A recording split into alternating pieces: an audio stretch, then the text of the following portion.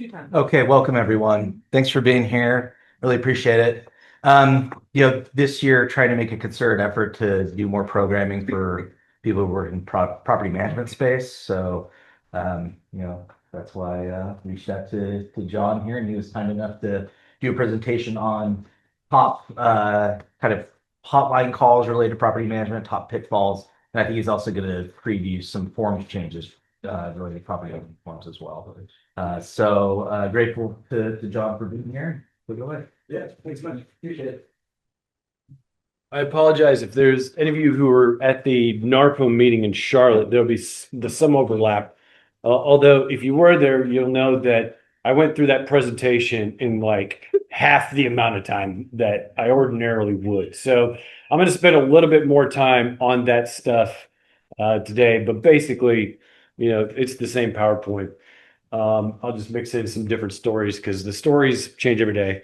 For those of you who don't know who I am, I'm a lawyer in Winston-Salem, and our law firm is general counsel to NC Realtors. One of the biggest things we do for them is we take hotline calls. So if you're a realtor member, you got a question about property management or a difficult tenant or whatever, then you can call the hotline and we'll help you through it. Pretty common questions that come up, all the most common questions are part, of this presentation. The other thing that we do in our firm, for example, for me anyway, is I've handled probably half a dozen fair housing complaints. So when you call the hotline, you're not just getting lawyers who, sit in an office and just discuss things in theory every day. If you want to know the nitty gritty about how a fair housing case actually goes down, I've done them, and that's usually where the advice comes from. Same thing with litigation. We do quite a bit of litigation on behalf of agents and firms, to be able to do that. And one of my favorite kind of litigation cases is evicting tenants. I know it makes me an evil person. I'm okay with that. I don't know what it is, but for me, it's just the audacity of someone to say, "I'm not leaving. I don't care that I'm supposed to leave. I'm just not leaving." Or the audacity of, I know this is not my, property, but I'm just going to trash it out because I can. I don't know what it is about these sorts of attitudes. It might be because I have three teenagers who do it to me in the house all the time. And so then, of course, out of pure spite, I got to go do it to other people. Maybe I'm just damaged. I don't know. But there's something about that attitude that just really, it just really hits a nerve with me. And so, yeah, when it comes to evictions, yeah, I take, all the, hold on. I think so. Let's see. There we go. So yeah, so that's just a little bit about me, a little bit about my past. I'm gonna skip that for now because most of you.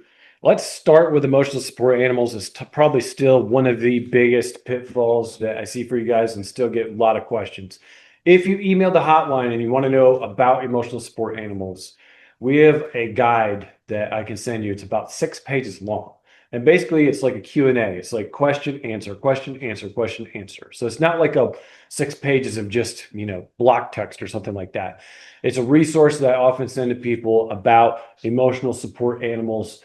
And probably, let me just cover probably the biggest pitfalls that I see specifically with emotional support animals.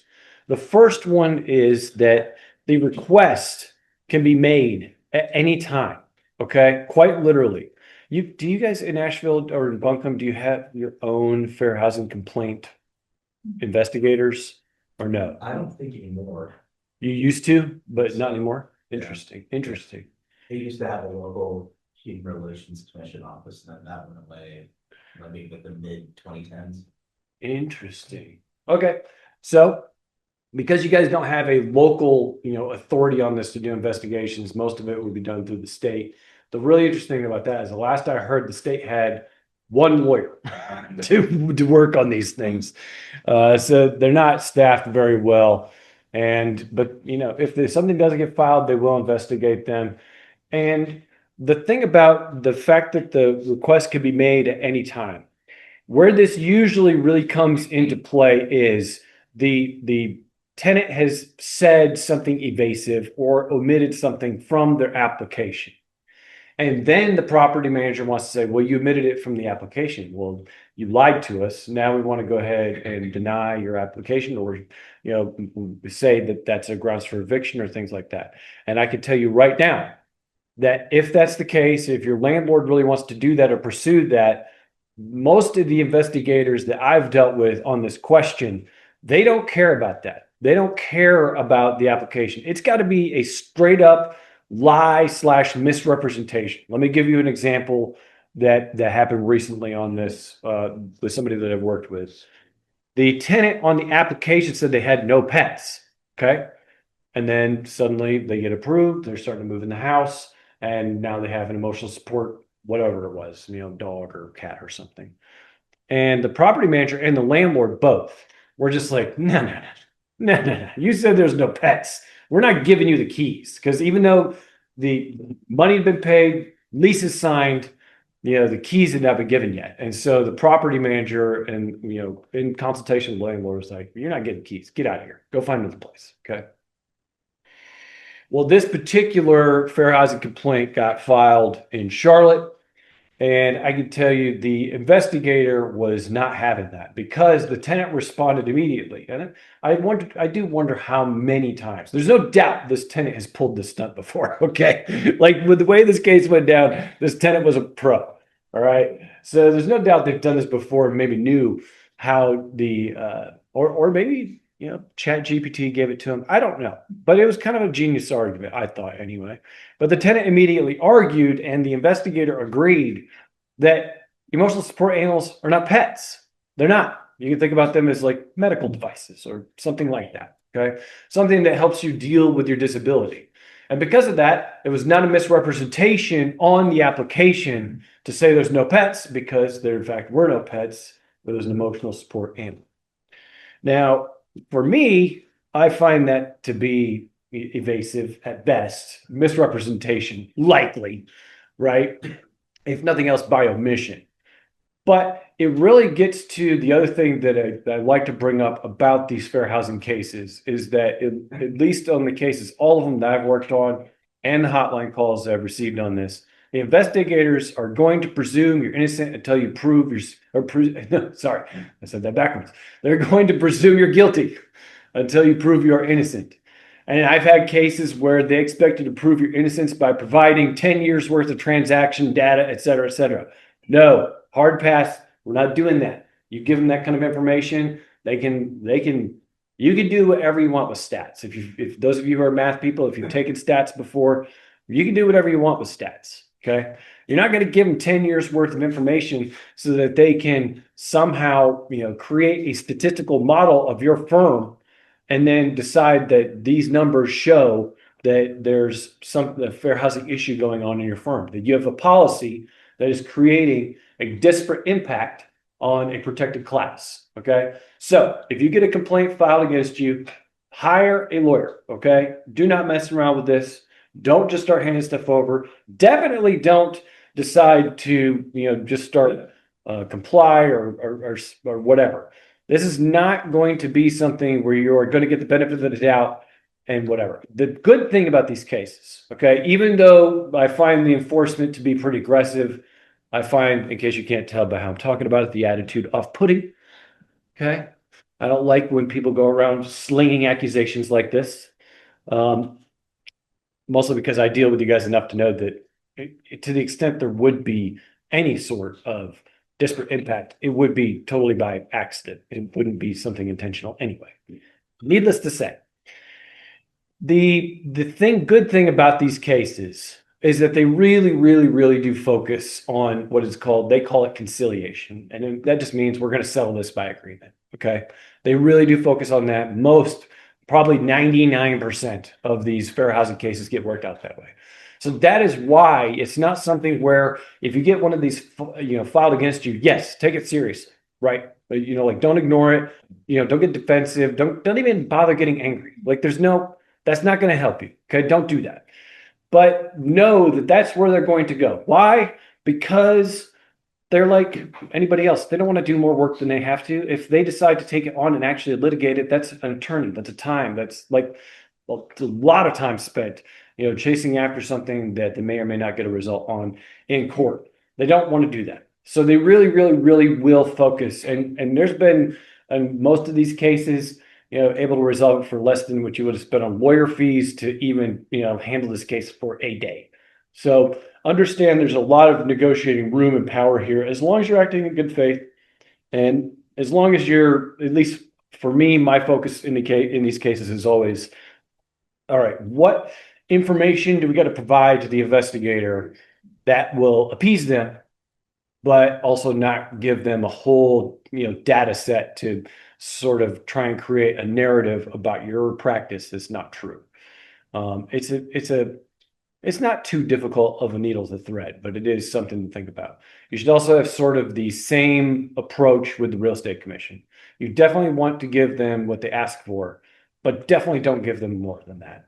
And like I was just talking to somebody on the hotline yesterday, probably the biggest thing you can do if a real estate commission complaint gets filed against you is do not decide to file a 10-page single-spaced response about how you are the best agent in the entire world. That will likely get you in trouble. I don't even know how many cases I've had to deal with where that's how the agent responded to the commission. And then as part of that response, they admitted to doing something wrong that wasn't even part of the initial complaint. So don't do that. Okay. Just hire a lawyer. I think the longest response I've ever given to the commission is like 2.5 pages. I think that was a long one. So just understand that that's how, if somebody's accusing you of doing something wrong, which happens often in the ESA context, those are some of the things to kind of think about.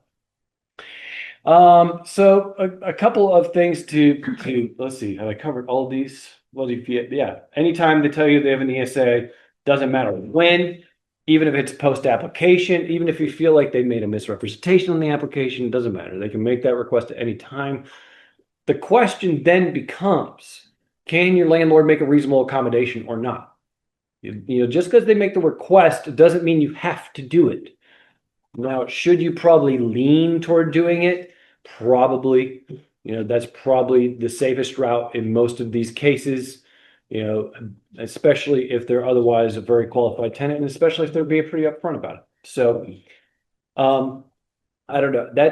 That's probably the safest thing to do, but there are certain scenarios I think where you could make a pretty good argument that a reasonable accommodation is not going to be possible. So when could that possibly come up? I think probably the most common example that comes up for me that landlords get upset about is, listen, my insurance is not going to allow you to have your emotional support pit bulls, multiple, right? Or some other kind of dangerous animal. Now, for me as a landlord, if I've got a situation like that, and you're asking me to make a reasonable accommodation for your pit bulls, for me to change insurance companies would take me months, because you're talking about my car insurance, you're talking about insurance on my personal house, you're talking about insurance on my other rental properties. You're not just talking about, oh, let's switch insurance. Okay. It is a whole upending of my life, including my children's lives and their car insurance, that I don't really feel like dealing with, because I've got a daughter who likes to play bumper cars in parking lots. Okay. No, I don't want to go shopping for another insurance company, right? I get the deal I get for my bumper car children because of the package deal.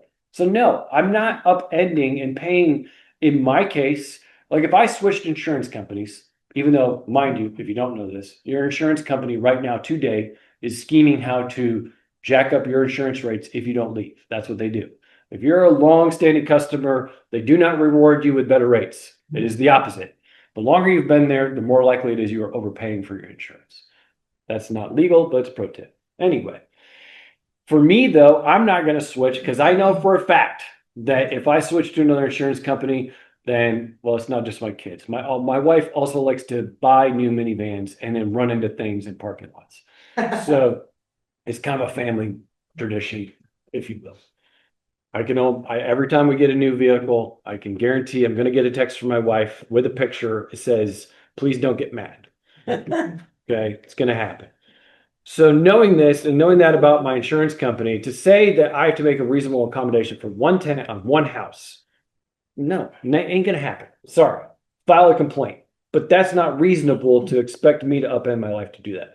Are there some investigators who would disagree with that argument? 100%. I can tell you 100% there are.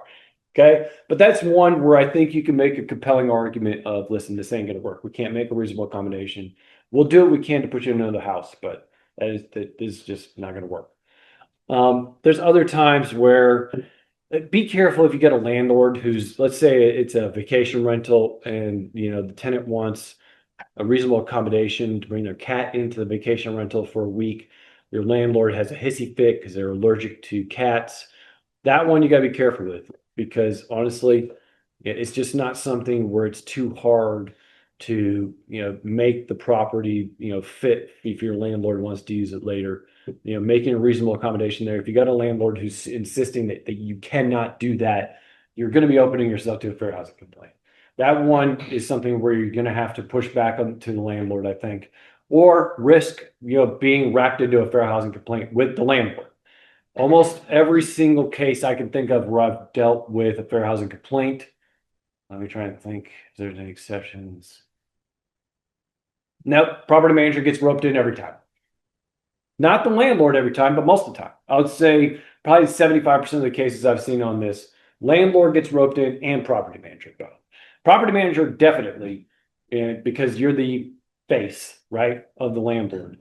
And so it's pretty likely you're going to get roped in even above that. Plus, the tenants know you're probably the deep pocket and probably not the landlord. They may not even know who the landlord is, depending on how you fill out your lease. So in any event, if you got a landlord that's making an insistence on something like that and says, or they have some other kind of rule where they're like, absolutely not. I don't want any animals in there. I don't care if they're emotional support or not. You're going to have a heart to heart with yourself about whether you're going to keep that landlord. You just are. And it's something that there's not like a right or a wrong answer on it. You just need to know that, if you do keep that landlord, it may end up being something where you end up in a fair housing complaint with them. No, it doesn't matter how many animals they have. They can make they can make a request on anything. Again, the question is always, can you make a reasonable accommodation or not? And finally, is there a difference between an emotional support animal and a service animal? Technically, for everything I'm talking about right now, no. Now, is there like differences on training and things like that? Sure. But as far as the question of reasonable accommodation, no. You're going to treat them the same no matter what. And make the that analysis no matter what. Quick question. Yeah. And how many animals? Tenant has 3 animals, one is an ESA, the other is not. How do you handle it? Technically, if they're saying that those other 3 are not emotional support animals, then you can do a pet fee. You can do whatever. Or you can say, no, we're not taking any pets, right? Okay. So the reasonable accommodation question would only apply to that one animal. You could do that. I think probably the better way to approach it would be just to treat them all as ESAs, because the chances of the tenant going online and getting some kind of certificate that they're ESAs is pretty likely anyway. Although, let me just touch on that just for a second.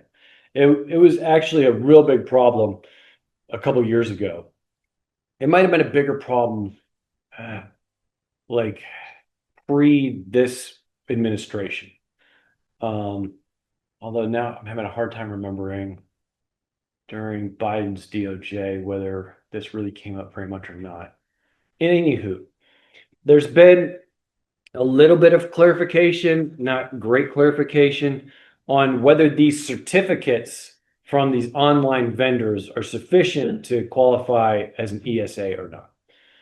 To me, if the way I read the current guidance is that whoever the healthcare provider is that's saying that the tenant needs an emotional support animal, they need to at least have given some kind of, they need to have some kind of patient, provider relationship.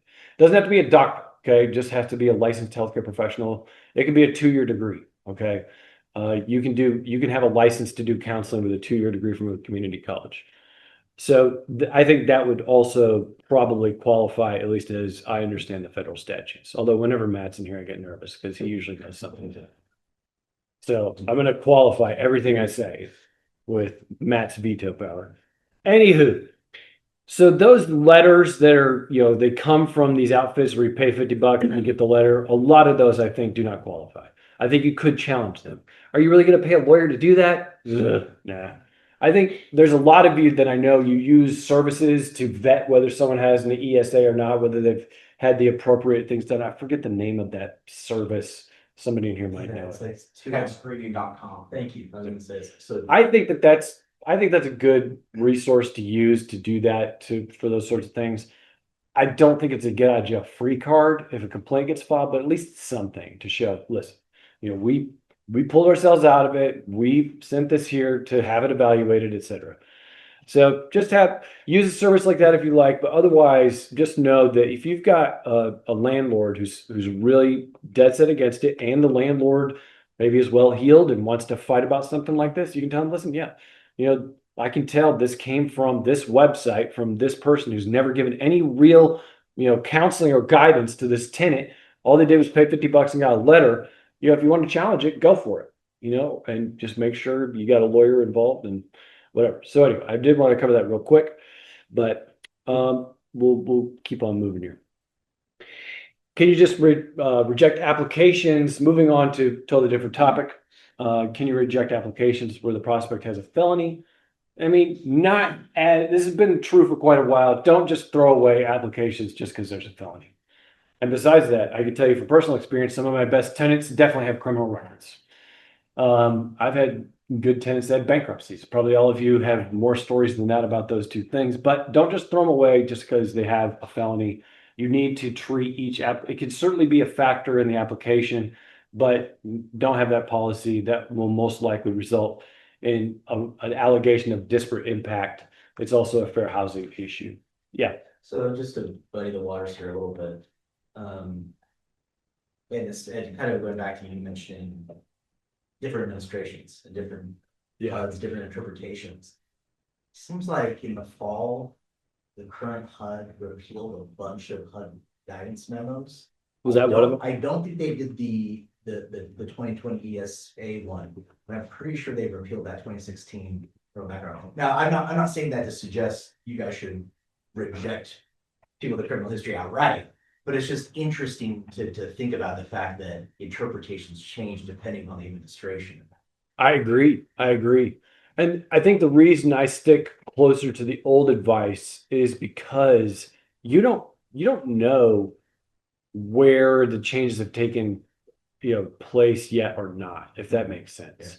Like there's still parts of DOJ that operate the same. They haven't changed from one administration to another. Then you got other parts that have had drastic changes with how they've operated.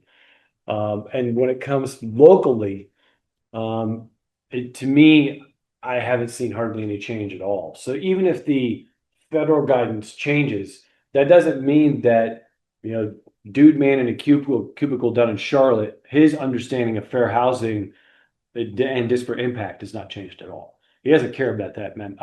I can tell you for a fact, in one case, they do not care that a memo gets repealed or not. If they feel like your policy is creating a disparate impact and a fair housing problem, they're going to go after you. So, yeah. Absolutely. Yeah. But I agree on that. And it is very interesting. All right. So moving on to the lease, one of the biggest pitfalls of the lease has to do with this section of 410-T. This is the standard lease agreement for NC Realtors. There used to be, I think, more confusion with this section when it was in all capital letters and impossible to read. Sorry, I had problems reading it myself, and I had to walk agents through it all the time. The biggest issue here has to do with the initial term and renewal term. A lot of times I would get calls from property managers and they're just like, well, we got to give our 60-day notice, and I'm like, well, are you on a month-to-month lease? And they're like, yeah. Well, then there's no 60-day notice, okay? 1A and the number of days notice that you're going to give in there only applies to the initial term, the first term, okay? Doesn't apply after that. So then you go to B and your renewal, okay? And probably most of the time you're putting month to month, but it doesn't have to be that. It could be 2 months, 2 months. It could be week to week. It could be whatever you want. It could be day to day. If you got somebody you really want to keep a tight leash on. I wouldn't recommend that, but just so you can get an idea of the flexibility, that's what you got. Okay. You can do year to year. And I know some property managers, they will do that. They will do a year to year renewal term, which is very interesting because you can see that affects how the termination in Part C. Because in Part C, if you got a month to month, which is probably what most people do, then all you got to do is give notice during the month prior for the next month. So if I'm giving notice today that to a tenant, hey, you're going to be done, then that notice is for the end of May if I give it today. Okay.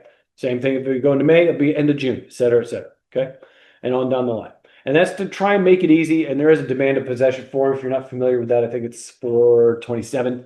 If you don't use that form, I encourage it. Look through that. And yeah, so here you go. And then if you're on anything other than a month to month, then the number of days in blank in 1C applies. Okay. Again, this is if you have an old 410, it's the same thing, pretty close. Okay. It's just in all caps and hard to read. But understand that the functionality is substantially the same. If you're month to month, you just got to give notice in the month. You don't have to give a 30-day notice. No such thing. It doesn't exist in this form. Okay. Another pitfall in the lease that I talk to property managers about a lot is the right of entry. You do not, under the standard form lease for NC Realtors, you have to give prior notice. Should you give prior notice? Sure. It's a good idea. It's not, to me, it's not a good idea to go into a house alone. And if possible, it's nice to have the tenant there just because you don't want them alleging that you did something wrong. But technically speaking, you can just show up at reasonable hours and get in there for any of these purposes. One expansion last year, I think it was to take pictures because we had so many complaints of tenants saying, hey, you can't come in here and take pictures. Well, we put it in the lease and to make it more clear. But even if you got an old lease, I would contend you can still take pictures because that's part of going in there and being able to get the property, being able to show the property to prospective purchasers or other tenants or whatever. So that's a pretty common mistake I see property managers make because they'll make all sorts of promises to the tenant about when they'll come or prior notice or whatever. And then if you make those promises, you better keep them. But don't deviate from the lease when you got more power in the lease than what you got. Another pitfall that's sort of ancillary to this is when the tenant will not allow access, especially because the house is being sold or something like that. Paragraph 17, which I can't remember if it's in this presentation or not. Paragraph 17, you would give the tenant a 5-day notice to cure. And if they don't start letting you in anytime you want during reasonable hours within that, after that 5-day cure period is up, get them out. You demand possession and get them out. All right. Maintaining the property, documenting maintenance, things like that. These are pretty common pitfalls, but honestly, most of you have pretty good redundancies in place to make sure you're documenting the property at the beginning. But just so you know, it is a fairly common thing that I've had to represent property managers on when there's a breakup, especially when the owner sells the property. A lot of times they'll come back with, well, you didn't maintain it, blah, blah, blah, especially if it's an out-of-state owner. If you've got an out-of-state landlord owner, you need to be documenting the property as much as possible, especially on the day you go in there. It is very interesting, the selective memory that landlords will have when they haven't seen their property in 7 years. Trust me. Form 401, this is just something that comes up every once in a while. I'm not going through this paragraph. I just want you to know this paragraph is here. Because a lot of times landlords will start demanding all sorts of documents from you guys whenever there's a termination of your agency. No. If it's not in here, they can't have it. End of story. And you can see in this list, it's actually pretty limited. It goes through exactly what is going to happen whenever there's a termination. But if you look at A, agent shall render to the owner rents on hand after deduction of agent's fees. That's a fun one sometimes. That's a real fun one sometimes, especially if they're breaching the property management agreement. I've made some landlords very angry because there was a lot of money in the trust account and they didn't get very much of it because they breached the agreement. And so instead of just taking out like your monthly fee, you're taking out all the damages for the breach of the agreement. Anywho, don't do that without talking to a lawyer first. But yeah, it's definitely something you need to understand that you deducted of the fees that you're owed. So you got that, security deposits, and yeah, there you go. D. Sorry, that's the one I was looking for on this question. Agent seller delivered to owner copies of all tenant leases and other instruments entered into on behalf of the owner and retain copies. Does that include the tenant's application? No, no. That's not something you signed on behalf of the owner. That's what that means is leases and other instruments entered into on behalf of the owner. If you didn't sign it or enter into it on behalf of the owner, and think about it, in the law of agency and what this contract does is it sets your parameters of what authority you have to manage something for someone else, right? You are their agent, and you are that person who can act on their behalf. So if it's not something where you've taken action on their behalf or the lease, if it's not part of this, if it's just part of your internal communications or whatever, and they're making all sorts of demands, and you can tell they're demanding a bunch of stuff you don't want to get to them because they're just going to turn around and use that as ammunition to do a real estate commission complaint, or Lord knows what else they want to do because they're upset about something. No, they don't need it. And if you got a question about that, feel free to call the hotline. We can, those are things where we can give you kind of general guidance on whether that may or may not be something you would give to an owner. Sometimes there's been times property managers will call on this, the owner wants something, and I'm like, listen, this is something where if you give it to them, technically they're not entitled to it, but it might make them go away. So sometimes it's helpful to talk through those things individually, but just be careful whenever there's a breakup between you and the landlord, and know what your rights are. And they're outlined in this document. And no, you don't have to give them whatever they demand. So during the eviction process, there's a couple pitfalls that we probably want to do. I don't have a lot of issues like with you guys and the locks thing, but just understand, especially if you've got a landlord who, let's say they go change the locks themselves, they don't have a locksmith do it. Okay, I wouldn't say this except I've had it actually happen too many times and I've got phone calls about it. Tell them do not change the locks until the sheriff gets there. Okay, otherwise you have to redo the writ, and that's a pain. So just wait till the sheriff gets there. That's all you got to do. Just wait till the sheriff gets there. Okay. Don't change the locks, before then. All right. Self-help eviction. Every once in a while, you might have that in a commercial context. It's got to be in there, but obviously in a residential, it's not something you do.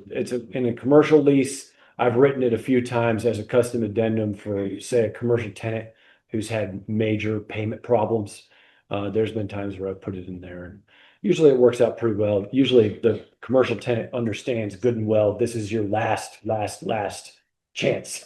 And if you don't do it, we will change the locks on you because we can. Sometimes that can be a good fit, and it can help you guys, be able to solve a problem in the commercial context. When can the tenant be evicted? Failure to pay rent. The biggest thing on this, there is no 10-day rule. Please stop doing a 10-day rule. The law is very clear on this, and actually, I think as a part of, I can't remember now if it's part of the new forms for July 1st or not. In any event, I have to tell property managers all the time on the phone, 10-day rule. There is a statute about it. That statute is meant to be used if you don't have something in your lease that talks about when the tenancy, the tenancy is the property interest. Okay. So it's a type of property ownership that is defined by the lease, right? And so what the law says is if you've got a tenancy but no written agreement about when that tenancy can be forfeited, then 42-3 can come in. You got this 10-day rule. You have a mechanism, a backdrop in the law to help you get a tenant out if they're not doing what they're supposed to be doing. But the Court of Appeals ruled decades ago that statute doesn't apply when the lease covers forfeiture. And forfeiture is covered in paragraph 17 of 410. If you don't pay rent, you're in breach on the second, and you could demand possession that day. And then probably, if you wanted to be very aggressive on it, you could actually probably file the eviction before the late fee even becomes due on the 6th. Okay. And there's been times I've done that. So just understand this continues to be probably one of the biggest, misunderstandings in the property management community. I talk about it every time. If you've heard me talk about it before, I apologize. But when it stops being a question, I'll stop talking about it. So spread the word, go proselytize to the peoples. Okay. Tell them. Yeah. After a writ's been filed, you have that 7-day period you have to hold on tenants' belongings. Yeah. Exactly when does that start? So we have a form for that. And it follows through the statutes. But when it starts, so I'm not sure what it's like in Buncombe, but in Forsyth, the writ has a date and a time. Okay. And so I think under the statute, you'd probably just technically start on the day, or technically the day after the writ is. So that the day the writ's executed, you would start counting the next day. That's how most statutes work. So first day 7, so 1, 2, 3, 4, 5, 6, 7, day 8. That's the 8th day. But understand the statutes are a little bit more complicated than that. If you haven't looked at the personal property flow chart, I think it's form 416. We have a form for that. It'll walk you through all the statutes.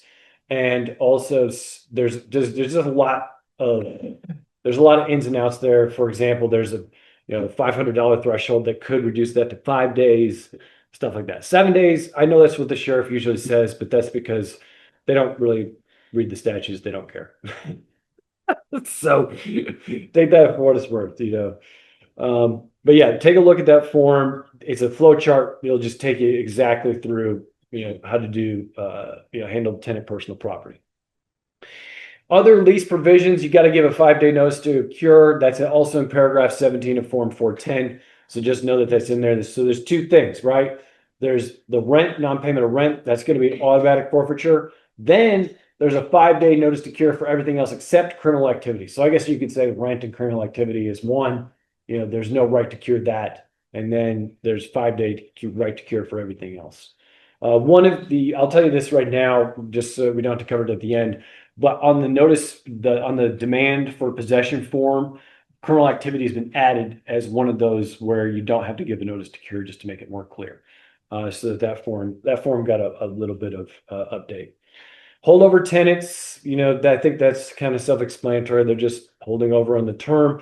That doesn't come up too often in the residential lease for 410 because there's language in there that says that the tenancy will continue on same terms and conditions from month to month, year to year, week to week, whatever you put in there. So there's kind of this mechanism in there where it makes it, instead of just being like a strict holdover, there's like this limited tenancy, if that makes sense.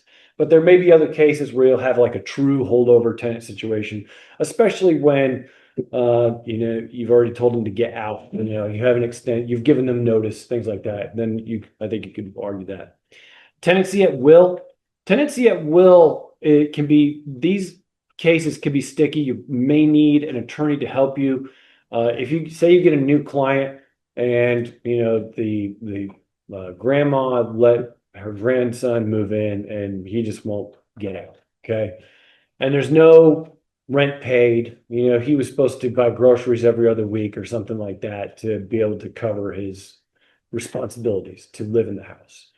Well, what happened there is grandma gave grandson a tenancy at will.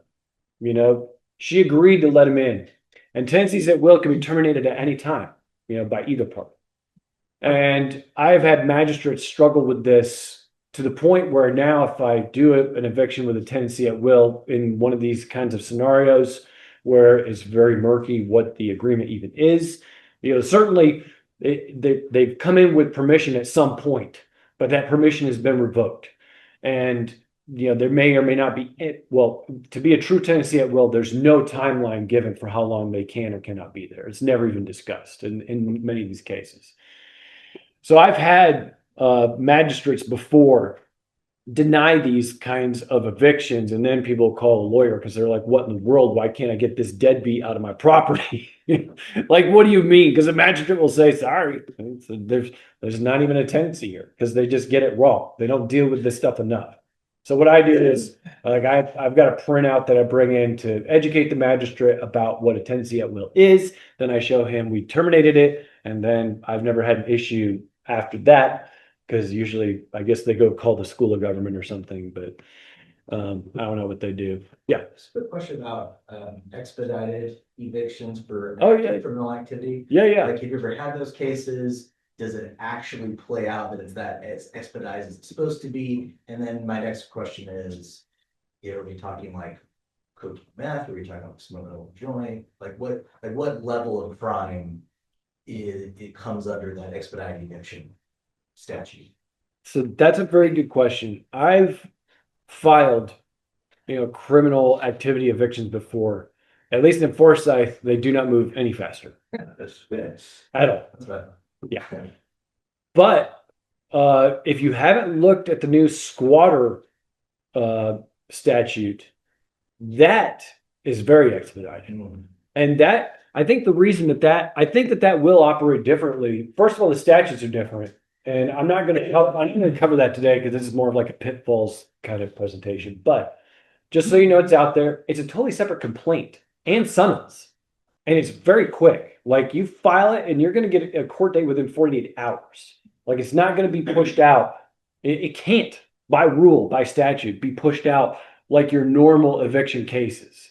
So if you've got a squatter situation, there was I don't know if you guys remember this or not, but what was proposed at first on this was actually going directly to the writ.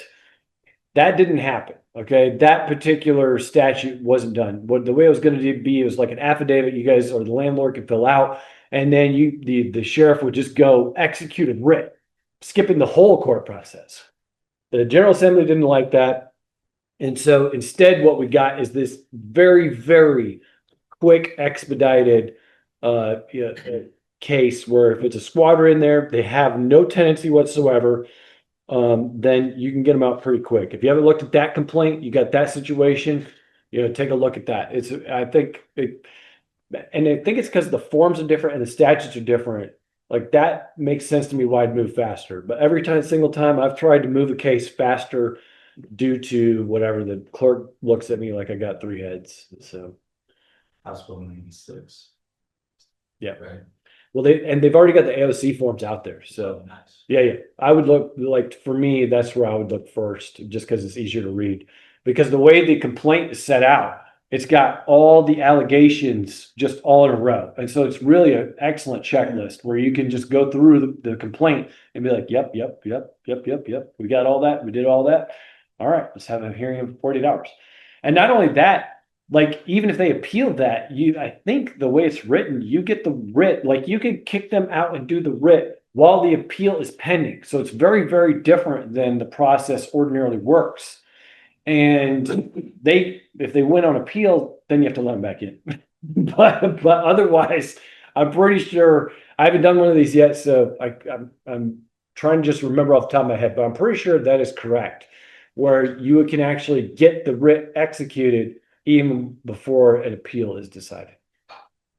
Anyway, so for the lease, this is paragraph 17. This is what I was talking about earlier. You can see rent, criminal activity. As I said, there's an update on the demand for possession form, other violations, 5-day cure.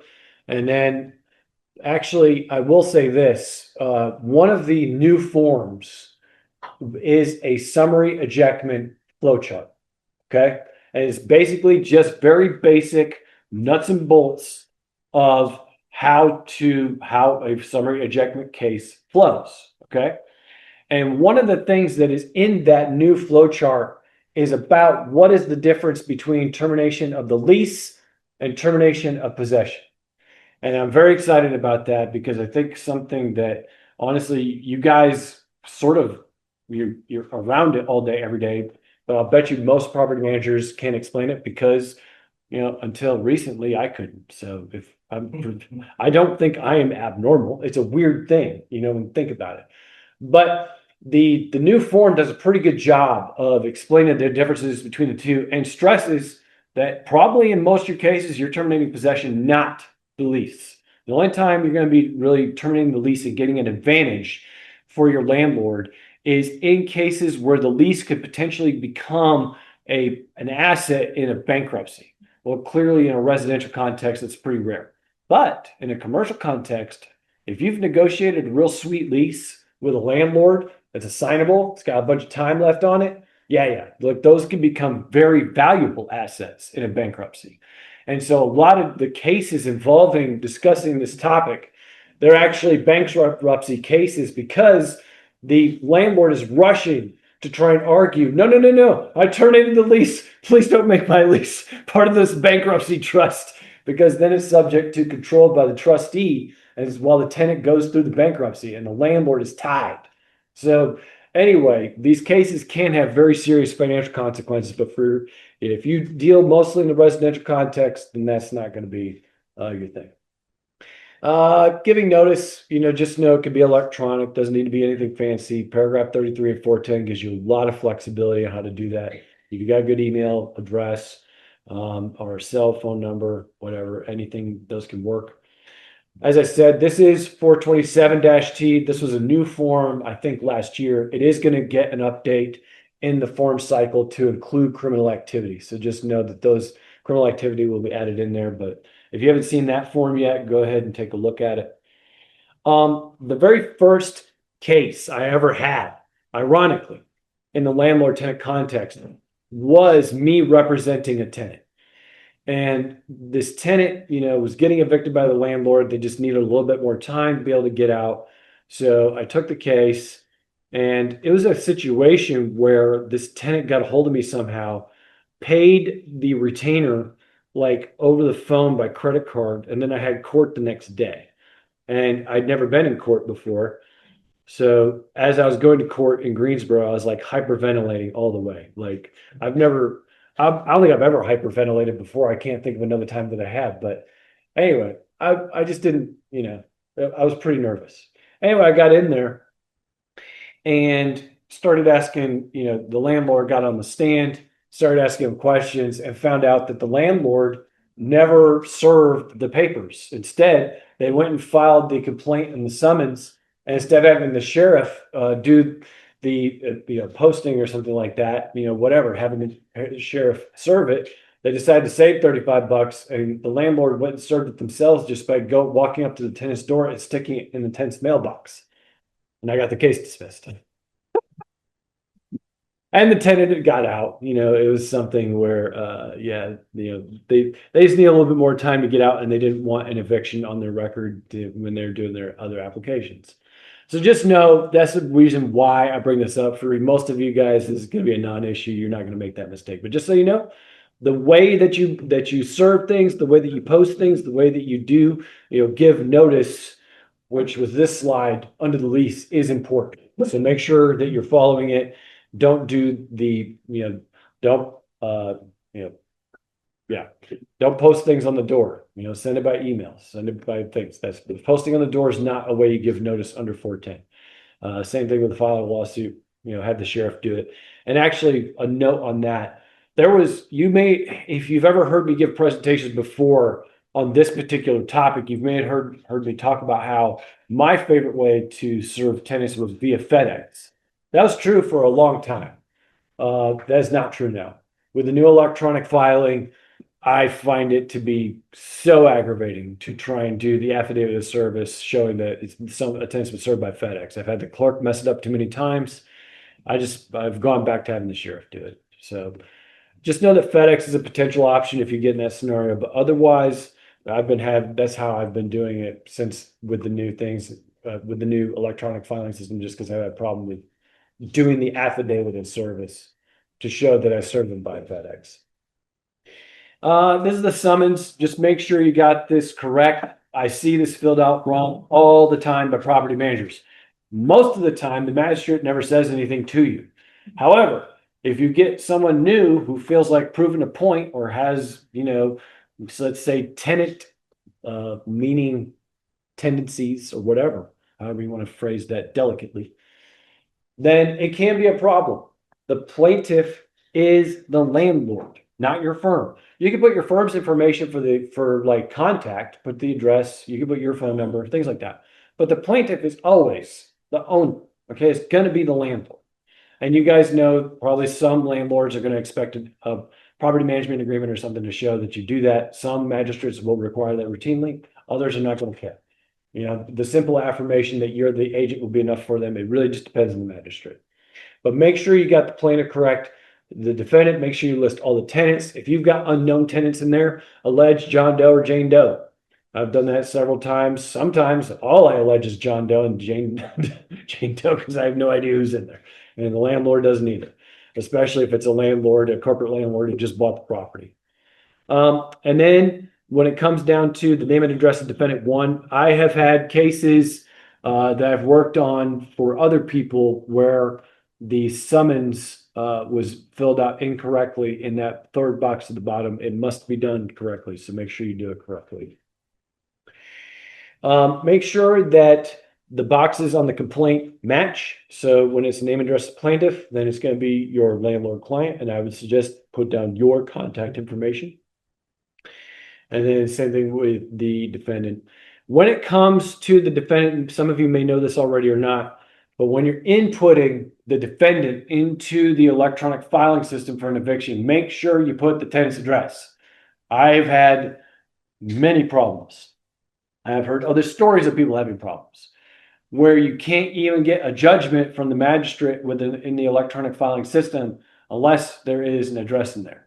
And I had a whole argument with the clerk about this, and I was very irritated because it meant I had to go do more work, and I hate doing more work, but I lost. You can't win an argument with the clerk, man. You just can't. They hold the keys to the kingdom. Anywho, I'm just saying, make sure, don't learn my hard lesson. Put the tenant's address in there. You may have a clerk at some point tell you can't get a judgment, or you can't. In my case, I couldn't get the writ. Judgment entered, no appeal. And then I couldn't go get the writ because there was no address for the tenant on the judgment. They wouldn't put it on the writ. They wouldn't issue the writ. Man, I was annoyed. I was so. Because part of the judgment says it's for the address in the complaint. And I'm like, it's the address in the complaint. That's what the judgment says. It's like Zoolander. I feel like I'm taking crazy pills. But anyway, all right. Make sure you do that. Or maybe you guys are better at the electronic filing system than Forsyth. But all right. Well, yes. As I talked about earlier, when it comes to this part of the complaint, no, don't check the top box. Please don't do that. Please use any of the other three. I do not care. Use any combination of the other three. Or choose all that apply, okay, and then explain in the box. But when you're using Form 410-T, do not check that first box. There is no 10-day grace period required. And if you've got a magistrate who says otherwise, they are simply wrong if you're using Form 410. And so it might be something where you do some education. Maybe I think there's something in the forms library about this, but I can't remember now. I can't remember off the top of my head. I apologize. If you call the hotline later, it'll be something I'd be able to look up. Or actually tomorrow. I'm not on the hotline today. So if you want me, you have to call another time. All right, you got to do the SCRA. On this one, just know there's been a couple creative ways I've been able to fill this out without the tenant's social security number. I don't recommend it. Use the website if at all possible. Get the social if at all possible. Do it that way. That is the best way. However, there's been other ways I've stalked tenants online and then filled out the affidavit and then I just say upon information and belief, they're not in military service, and here's why. Here's all the different ways I've looked at their profile online, try to figure out whether they're in military service or not. Here's what I think why they're not. As long as you're filling it out in good faith, and as long as the information you're giving is accurate, then your chances of being prosecuted for perjury are not good. But don't put anything untrue in there, and make sure you do the due diligence. Don't just fill it out and make it a throwaway form. Already talked about this. I would recommend using the sheriff right now for service. As far as common pitfalls in court, I still get way too many phone calls from property managers about checking that 10-day box. just don't do it. Magistrates will often use that as an excuse to deny your case, even though everything else will be checked on the lease because you did the 10 days and the other thing about the 10 days is if the tenant tenders the entire amount of rent, then you have to take it and the case gets dismissed. Mandatory by statute. If you don't want that because your landlord wants the tenant out, don't use it. Don't even get close to it. But yeah, otherwise, these are just things that I see pretty regularly, mostly with new property managers. If you've been doing this a while, these are all things that probably you're not going to do. But about as far as appeals to the district court, make sure you're having a lawyer help you. 7A-223 is a narrow exception to someone needing a lawyer in court. It's for small claims. And one of the things I tell property managers, and you'll have landlords being like, hey, I want damages for this. Say like an actual physical damage to the property, stuff like that. Sometimes, I get calls from property managers because the landlord wants you to do a standalone lawsuit and small claims to go after these kinds of damages or for something else. Hard pass. No. Your exception for in 7A-223 is pretty narrow. And if you get outside of that and something goes wrong, your E&O may deny coverage. So it's not something you want to mess with, okay?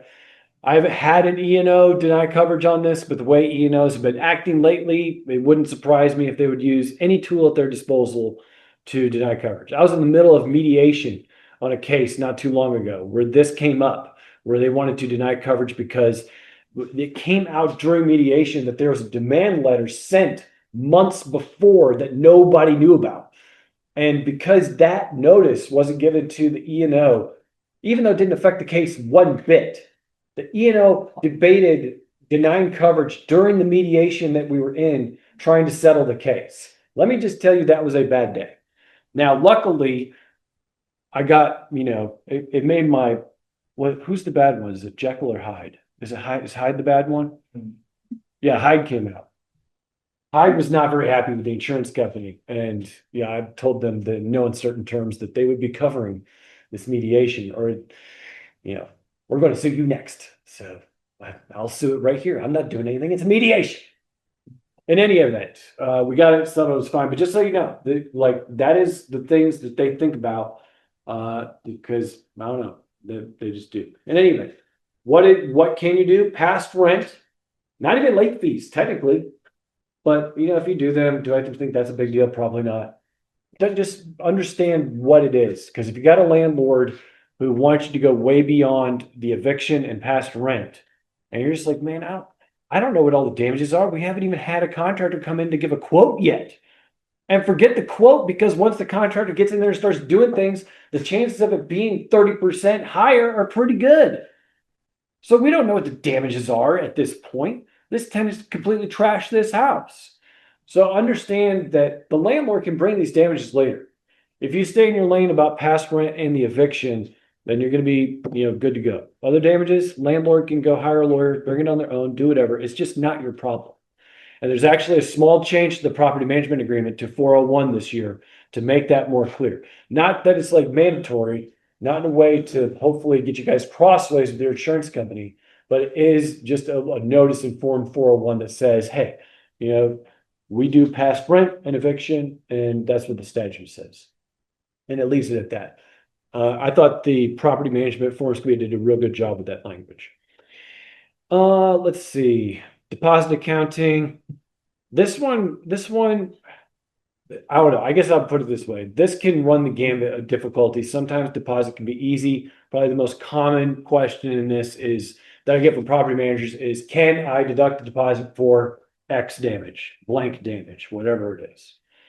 And the question is it ordinary wear and tear or not? You guys know this well. If you guys haven't seen the ordinary wear and tear chart, there is a form for that in the library. Yeah, here it is, 417. So it's later on in the presentation. But if you haven't looked at 417, take a look at that.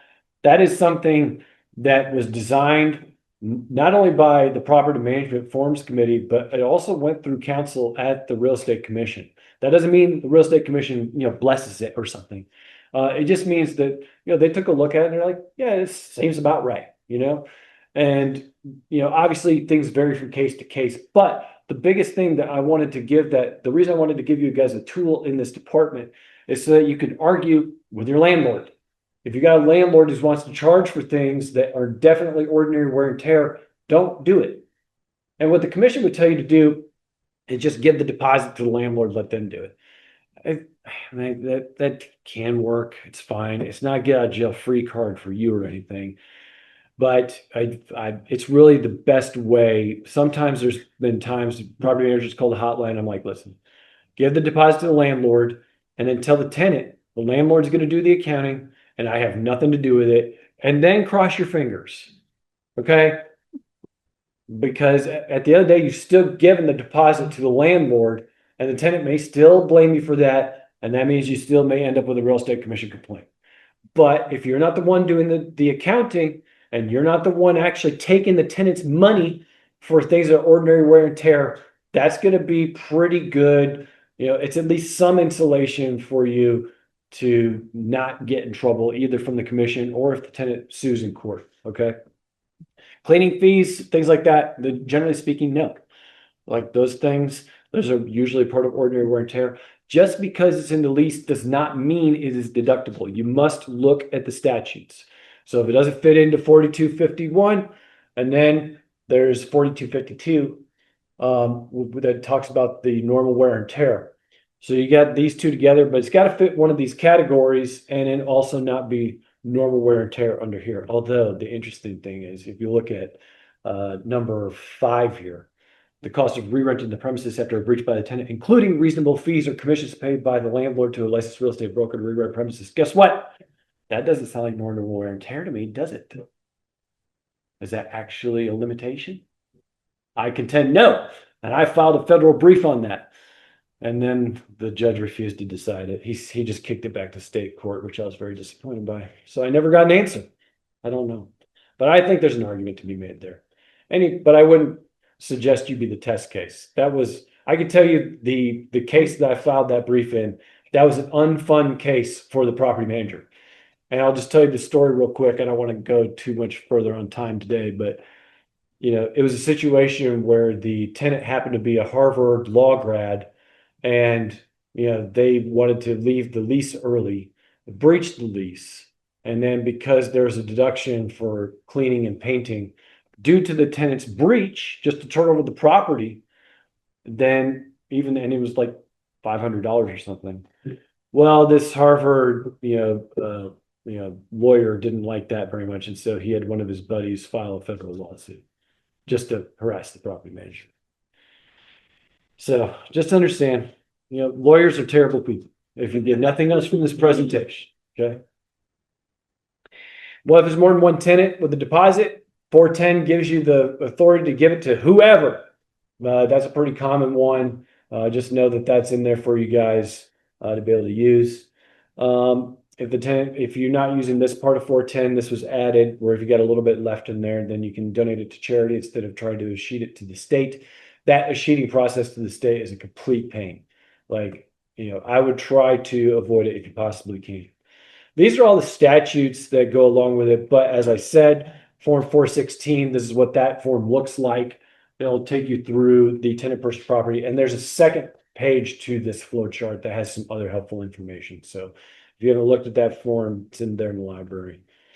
The legal handbook is going to get a big refresh this fall. Look out for that. When that comes, I expect a lot of the new things that have been going on lately with the forms are going to be incorporated into the new stuff. And I'm hoping that that property management book will become much more of a user guide rather than right now it's more of a textbook. I find it a little bit difficult to navigate myself. It's very, very good material. It's written by my old law partner, Will Martin. And I think at the time, the direction was we want a textbook. And that's fine. But for me, I would like it, even if it stays mostly in its current form, for it to at least have prelude to it with a lot of things we are talking about today, so that you can just, all right, well, I need a quick reference guide. How do we do this? Because at the end of the day, think about when you buy anything, you buy a new weed whacker or whatever, it's going to have the quick start guide, and then it's going to have the boring manual that maybe 1 out of 100 people is going to read, right? So I think that kind of an approach would be a good thing. This number here is for the hotline. Do not give this to your clients. Okay. We don't want to talk to them. This is the direct line. You can also call the main office in Greensboro, and Brewer can transfer you over, or whoever's on the phones that day. But if you want to skip that process, you can use this. But just understand that, we will revoke that number if you abuse it. And by abusing it, I mean, give it to your clients. We don't want to talk to them. Don't give it to non-members either. It's a realtor member service specific. Yeah, there you go. I can't. John? Yeah. Go for it. Did anybody in like the apartment association or an ARPA or these that are part of the forums conversations on property management forums, or? I mean, we have NARPA members that serve on the forums committee for NC Realtors. Okay. Yeah. Cool. There's a couple members of the forums committee that are very involved with NARPA. And that they just had a big conference in Charlotte not too long ago that I spoke at. As far as other changes to the forms, I already covered that. So in 401, then, as I explained, 7A-223, there's going to be a little bit of extra language in there, making it clear to your landlords, hey, don't be asking us to do all sorts of crazy things in small claims. We're not doing it. Okay. So there's a little bit of language in there. In 410, there's some language in there about, to accommodate if you're going to move to a bond system instead of a straight deposit, then, just making a small adjustment to that paragraph. Some of you are doing that now. There's also something in 410 that talks about if the landlord chooses to sell the property instead of re-renting, then that will change their obligations a little bit under mitigating damages. Okay. That's a question that comes up pretty often. There'll be a little bit of language added for that. There will be a new section about fees. So for example, if the tenant is being irresponsible with the garbage can or not mowing the grass, and they're like raking up fees, or let's say they don't let someone in the property who's supposed to be there to fix something. Either you get charged, you or the landlord, you get charged a fee for the plumber to come back out again. Those fees are going to be owed by the tenant, making that more clear. I think you could argue that it's true now, but it will be much more explicit in the forms changes for July 1st. There will be a section about what happens to the tenant's personal property if they die. Because I don't know about you guys here, but around the state, there's a lot of tenants dying in the property. Like, it is crazy. Maybe it's just because we're having like a generation turnover or something. I'm not sure what it is, but it's real common for me to get questions on the hotline about a tenant dying in the property and what to do. So now there will be something in 410 and their personal property. And then also a section to kind of clarify a little bit about what should happen if the property is not fit and habitable and what the landlord needs to do. There will be a new flow chart for small claims summary rejectment. I noted that. Also the change to notice and demand for criminal possession. And finally, there will be a new form that you can send to the tenant to basically, remind them of what their duties are when the property becomes month to month. It's simply a notice. It doesn't change anything. It's not a new lease, doesn't amend the lease or anything like that. It's just a new form that just says, hey, we're on a month to month now. Here's your new rent. And this is, in case you forgot, Mr. or Mrs. Tenant, here's some of the obligations on the lease. So, all right. That's all I got. Thanks. Thank you very much. You're welcome. Yeah.